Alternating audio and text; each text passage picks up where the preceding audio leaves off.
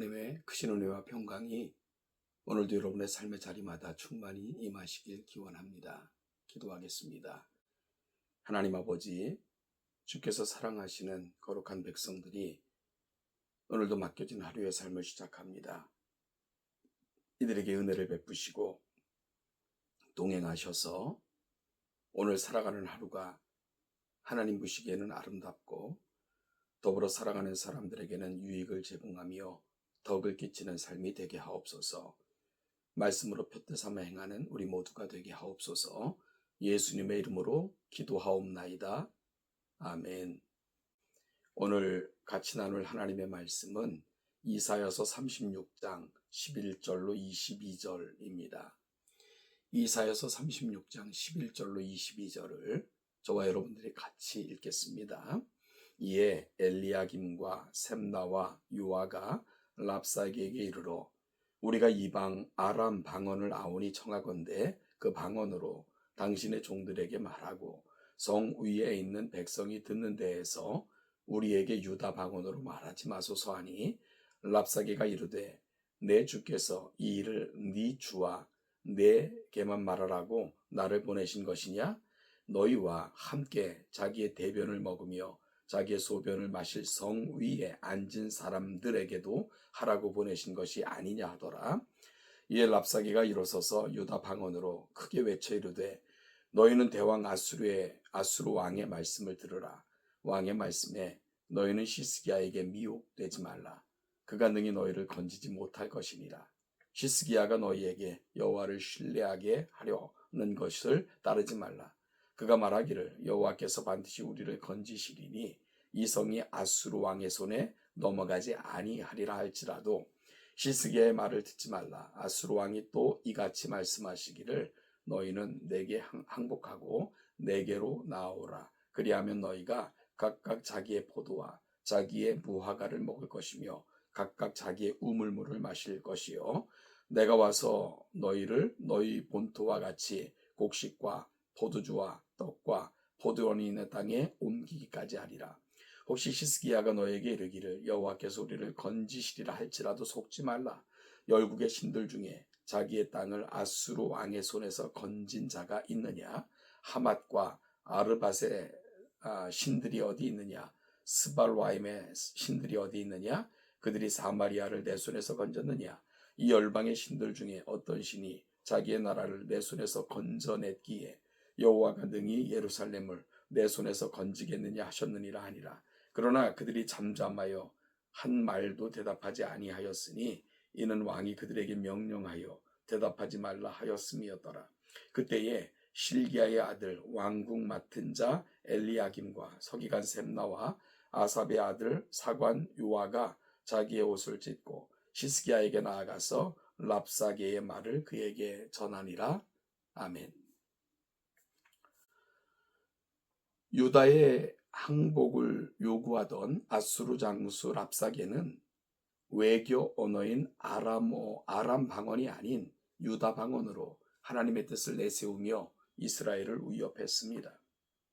그 랍사게의 말을 듣고 유다 사절들은 사기가 꺾여서 백성들이 심리적인 충격을 받지 않도록 비굴하게 랍사게에게 유다 방언이 아닌 아람 방언으로 말해줄 것을 요청합니다. 그런 사절들의 마음에 있는 두려움을 파악하고 랍사게는 그 요청을 거절하면서 유다 방언으로 더욱더 거세게 협박합니다. 여러분, 마음의 두려움이 있으면 그 두려움을 느끼고 사단이 더 신나게 우리 안에서 우리 마음을 휘젓고 그리고 우리의 마음을 혼란스럽게 만드는 것을 종종 경험합니다. 그러므로 두려운 상황이 생겨도 믿음은 바로 그때를 위해 있는 것이라고 생각하고 하나님의 약속과 그 하나님께서 자기 백성들을 끝까지 보호하셔서 최후 승리 얻게 하실 것을 믿으면서 더욱더 믿음으로 두려움을 넘어 하나님을 바라보시는 저와 여러분들이 되기를 간절히 소원합니다.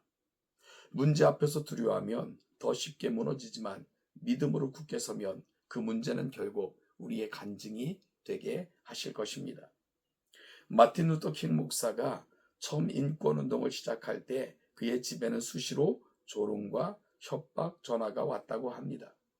아내와 태어난 지 얼마 되지 않은 딸을 생각하면서 그 협박과 조롱 앞에 점차 두려움이 커질 때 그는 책상 앞에 엎드려 기도합니다. 하나님, 제가 흔들리면 모두 흔들리겠지만 저는 이 상황에서 더 이상 버틸 힘이 없습니다.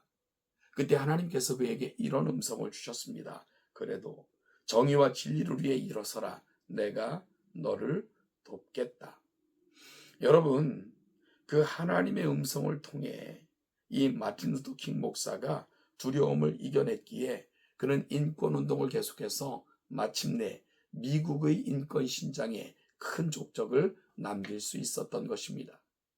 그처럼 두려운 상황에서 믿음으로 굳게 서면 두려운 밤은 사라지고 곧 찬란한 아침의 때가 반드시 올 것입니다. 협박 후의 랍사게는 유다 백성들이 항복하지 않으면 자기들의 대변과 소변을 먹게 되지만 항복하면 포도와 무화과를 먹고 우물물을 마시고 좋은 땅에서 살 것이라고 회유합니다. 여러분, 그런 회유들은 우리가 살아가는 세상에서도 끊임없이 우리 가운데 임하는 회유이기도 합니다. 세상은 좋은 것들을 제공해 줄 듯, 그리고 필요를 채워줄 것처럼 성도들의 마음을 유혹하며 마음을 산란하게 만듭니다. 여러분, 그럼에도 불구하고 오늘 본문에서 이 랍사기의 말이 얼마나 거짓인 것을 분명히 알지 않습니까? 그 말을 듣고 회유당하여 넘어가면 그때부터는 그들의 종이 되는 것입니다. 세상도 마찬가지입니다. 우리가 신앙의 길을 떠나 세상을 바라보며 세상이 주는 유혹 앞에 서서 그 유혹이 찬란히 다가올 것을 믿으며 붙들면 결국 그 유혹은 우리에게 엄청난 아픔으로 결국은 멸망으로 이끌고 말 것입니다. 따라서 성도들은 하나님, 그분을 바라보면서 하나님을 견고하게 붙드는 것, 그분의 말씀이 어디로 가는가를 날마다 살펴 이런 유혹부터 지켜내는 것, 이것이 바로 성도들에게 그 어느 때보다도 무엇보다도 중요하다는 것을 꼭 기억할 수 있기를 소원합니다. 랍사게는 유다의 항복을 촉구하면서 마침내 교만이 극에 달한 언행을 합니다. 고대인들은 국력이 그 나라의 수호신의 능력에 좌우된다고 믿었기에 전쟁의 패배는 신이 약하다 생각을 했습니다. 그런데 열국의 신들, 즉 하맛과 아르밧의 신들과 스발와임의 신들이 자기들 앞에서 아무런 힘도 쓰지 못했는데 여호와란 약수국의 신이 어떻게 예루살렘을 구하겠느냐 협박합니다.